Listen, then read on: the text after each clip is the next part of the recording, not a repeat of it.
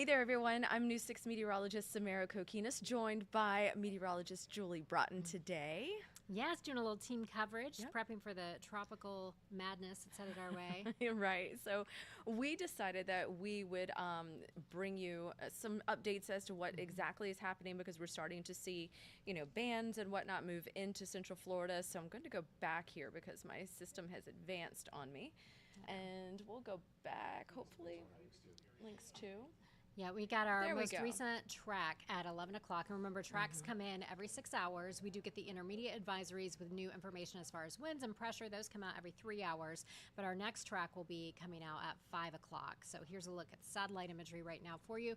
You can see that area of low pressure beginning to move off the coast of Cuba. As it moves into the Gulf of Mexico, that's when we are anticipating strengthening. And it could be rapid strengthening because the upper level winds will relax. And we're also talking about extremely warm waters there. And look at the diameter of this particular storm. You see that blue line? It says 861.4 miles long or wide. So we're talking about expansive rain bands already starting to move into Central Florida. You may have had a few downpours in your neck of the woods. If you haven't, don't worry. We're all going to get our fair share here. It may even be one of those situations where we could see rainfall, which I'll show you the anticipated rainfall in just a minute, where we could see a drought busting thing for us. And that's really imperative, especially for Brevard County right now. So here's a look at tropical depression 4. The 2 p.m. advisory is just an update on winds, and the 11 and the 5 o'clock advisories are the ones where we see the track update. So you're not going to notice a big shift unless you did not watch the 11 o'clock update. You'll notice that this particular cone, it continues to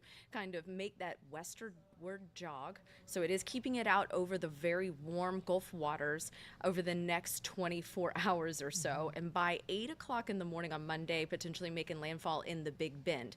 Now, the thing is, this particular, as we zoom in a little bit tighter, you can see that the cone, it does still incorporate portions of Marion, Flagler, as well as Volusia County. So what we're looking at here is that cone kind of expanding outward at the end.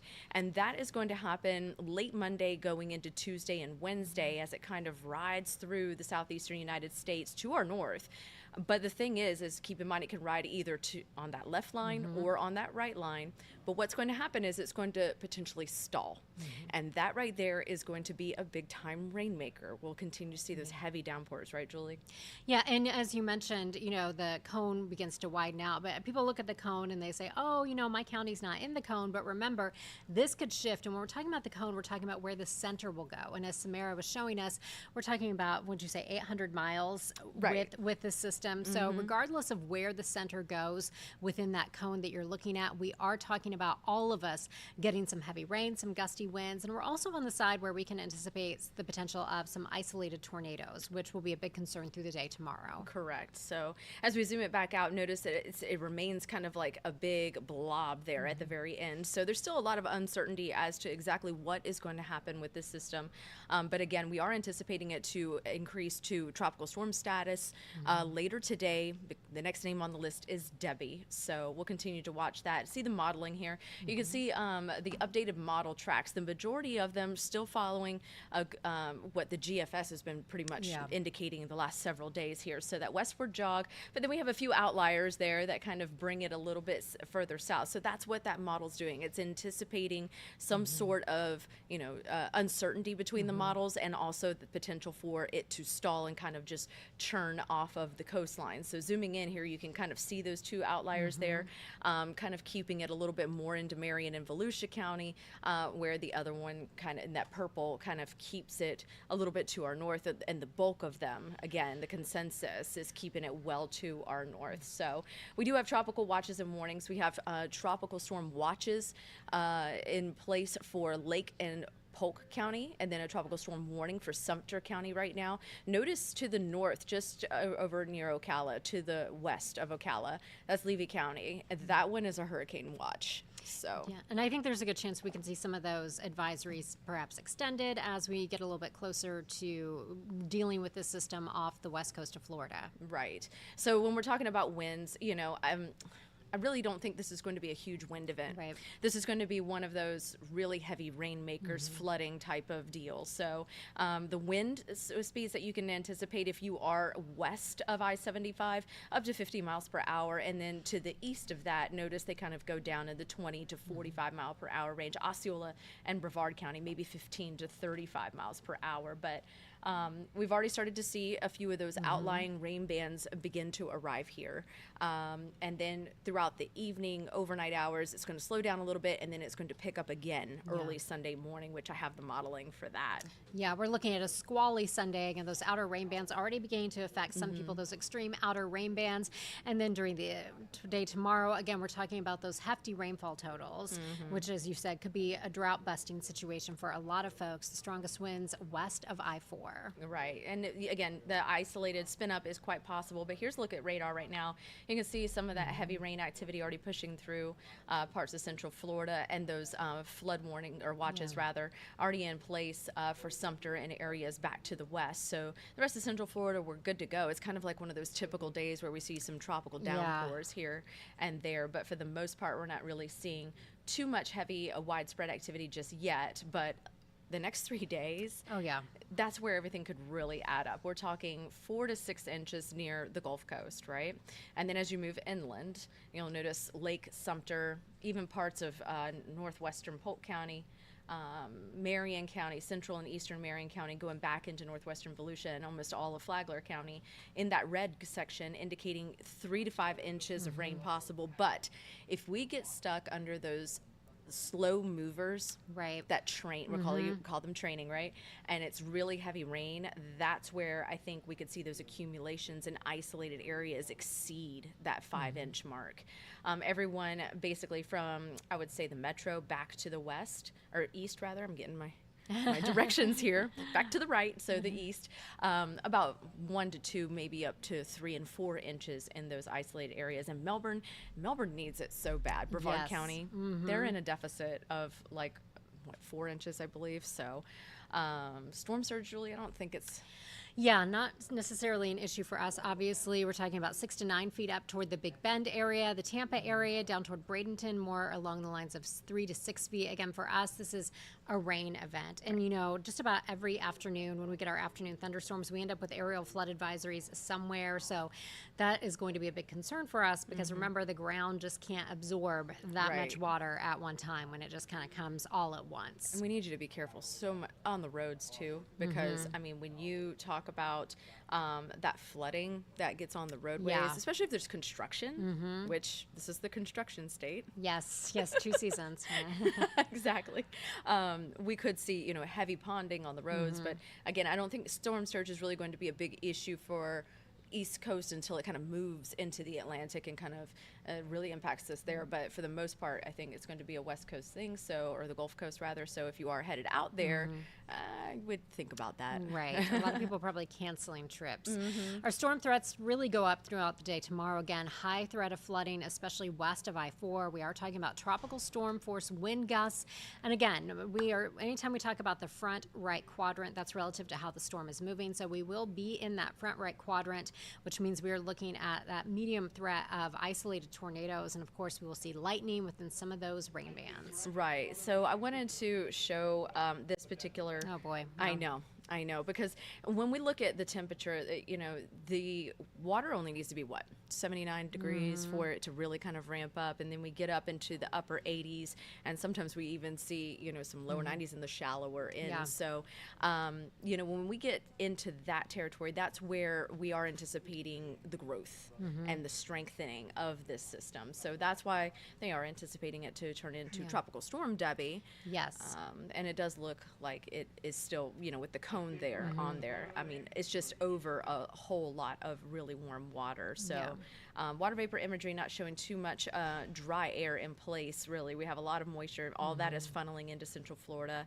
But you'll notice back to the north and west, there's that front out there. So and we have the Bermuda high kind of steering it, and then everything from the north, it just kind of has that pushing effect. So that's what we're looking at in terms of why this system might stall. So if it does stall, what we're looking at is a pretty nasty couple of days for sure. So Excessive rain outlook, we're at a marginal risk for today. I think tomorrow, it went up to slight. Yes, Yeah. yes. So, I mean, and that's all anticipated, but here's some breakdown. I'm going to let you start with Marion County here. So Marion County, county by county impacts for you. The worst of this will be from around noon tomorrow afternoon till about 5 o'clock Monday morning when we get that out of here. So you can expect winds gusting up to around 50 miles per hour. And again, we're talking about 3 to 5 inches of rain. So that's for people in McIntosh, Reddick, down up toward Micanopy. Our friends in the villages, you can expect the worst weather to move into your area by around 9 o'clock tomorrow morning, then moving out overnight, Sunday night into Monday morning. You could see gusts up to 60 miles per hour. So that's for the villages, Wildwood, Bushnell, Webster. Again, you are looking at excessive rainfall, 3 to 5 inches on average. We may see some locally higher amounts heading inland to Lake County. Again, we are talking about the worst weather heading your way in the afternoon hours by around noon to 1 o'clock. And then everything moves out by Monday afternoon. Expect wind gusts to 50 miles per hour, 2 to 4 inches of rain. And again, all of us are looking at that threat of isolated tornadoes. Right. So when we zoom up here into Flagler County, because Flagler County is still incorporated in that cone of uncertainty, the worst weather Sunday afternoon, starting at around 2 or 3 o'clock in the afternoon and lasting through Monday afternoon. So just get ready. If you don't have, to be out and about, don't be. And of course, keep up with your area to see if there are any, advisories as to are the roads closed or whatever the deal is at that point, because we don't want you out in this mess. We can see rainfall accumulations 3 to 5 inches, wind gusts up near 40 miles per hour. Zooming down the coastline, just because I like to keep it in order here. Yes. Volusia County and inland areas as well. Wind gusts up near 40 miles per hour. But again, Sunday afternoon around noon or 1, so after lunchtime through about mid-morning on Monday is when you could see the worst rain bands rolling through. And it looks like the rainfall accumulations around 2 to 4 inches. But again, if we get some of those really heavy moving, heavy, slow-moving storms, that's where, we could see rainfall accumulations exceed. So when we say rainfall of 1 to 2 inches for you in Brevard County, there could be isolated maximums up near 3 and 4 inches. So we want you, of course, to get this rain because it's beneficial, but all at once is kind of not ideal. Yeah. So Sunday morning around 4 a.m. to Monday at 2 is when you can expect the worst weather. Wind gusts up near 40 miles per hour for Brevard County. So moving on and back into our inland zones, we'll go into Seminole County, Julie. So Sanford, Lake Mary, Winter Springs, Castleberry, Oviedo, Geneva, all of you will start to see weather really deteriorating by around noon to 1 o'clock on Sunday. The worst of it will last until mid-morning on Monday. Your wind gusts around 40 miles per hour at times and on average 1 to 3 inches of rainfall as we head south into Orange County. Your window is from about 2 o'clock tomorrow afternoon until 2 o'clock Monday afternoon with those tropical storm force wind gusts and on average 2 to 4 inches of rain. Again, that's average. Some of those heavier rain bands could drop more than that in a short amount of time if they are just kind of sitting on top of you. And then for our friends in Osceola County, that includes Yeehaw Junction, Celebration, St. Cloud, Poinciana, Kissimmee.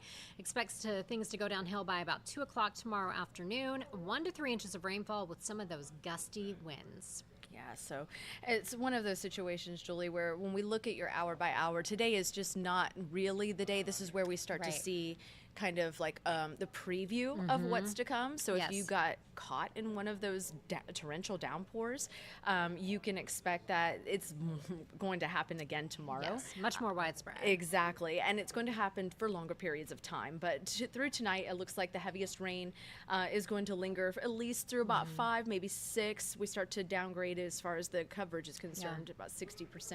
And then heading into the overnight hours, I think it's going to be light, a little nasty in terms of, the wet roads and, of course, how it feels because this is tropical moisture. Right. Yes, you feel it out there. You really do. So we'll stay in the upper 70s to low 80s. But let me show you the clouds and rain forecast here. So we're going to take you hour by hour. We're going to zoom in a little bit tighter here. So as we head into about 10 o'clock, notice things that on this particular model begin to just really slow down. So this is what I mean by the cloudy skies and maybe some light rainfall. Then overnight, again, so these are bands coming in and over and over again, right? They begin to build up by at least mid-morning tomorrow, right? We're starting to see those pockets of really heavy rain in and along the coastline and then also closer to the Gulf Coast, kind of in the middle, a little quiet there through at least mid-morning. Second half of the afternoon, that's where things really start to get squirrely. Now, the good news is as long as we don't get too much sunshine. You know, I mean, this is still going to be one of those situations where we're going to see these bands come in with the force because there is the storm associated with it, right? But adding sunshine to that. Right, that's always a bad recipe. That is fuel for these showers and storms. So hopefully we'll see enough cloud cover and enough rain that will not be a factor for us tomorrow. It doesn't look like we'll see a lot of breaks in the clouds. Right, but one o'clock through about 8 o'clock tomorrow is just going to be nasty. So if you do have to get anything done, I would get it done today, tonight, and maybe the first half of the day tomorrow. Second half of the day, plan on being at home on your couch, you know, watching a video, a movie, some Netflix, whatever it is, your updates right here on News 6 Plus. Snuggling your dog. Yeah. So, but notice we start to see those winds from potential future Debbie is what we've been calling her, right? Really kind of churning off the coastline. And then there you go. As we head into early Monday morning, we're talking about pre-dawn. It's inching closer and closer, taking those rain bands. So we could see the potential for some isolated spin-ups. Again, heavy rain and some flooding is definitely going to be a concern through early Monday morning, especially as the system inches closer and eventually is anticipated to make landfall by about 7 or 8 o'clock on Monday morning. So with that being said, notice throughout the day we do see some gradual improvement, but it's going to take some time for that to happen, especially with that system potentially slowing down or stalling to our north. I think we could still see some more moisture. So quick look at your 7-day forecast because we have another update that we're going to be doing on air. So tomorrow is a weather alert day. Julie, about 90% coverage of rain, maybe 100% at this point. Yeah, just as Samara said, if you have things to get done, try to get those done today or very early tomorrow. But I would try to get everything you can do today, and so you can just stay home all day tomorrow. Monday, still kind of iffy with rain chances at 70%. And then as we head toward the middle of the week, we get back to our normal pattern. But notice we will be in the upper 90s. So that heat returns for us with overnight lows staying muggy in the upper 70s and low 80s. Yeah, so we are going to be here all night long, basically, and we're going to hand off to Michelle and Candace early tomorrow morning, so don't ever feel like we don't have you covered because we do at any time. We're here on clickorlando.com as well as News 6 Plus, the Pinpoint Weather app, the Pinpoint Hurricane app. We will be on our social medias with information, and of course clickorlando.com will always have updated articles, especially as those impacts change. You know, with if the system moves, of course, then our impacts change, so we'll be constantly updating all that information for you to bring you the latest and greatest. But we're here, we're tag teaming today, so you'll get to see us on News 6 at 6, 7, and 11, so we'll see you then.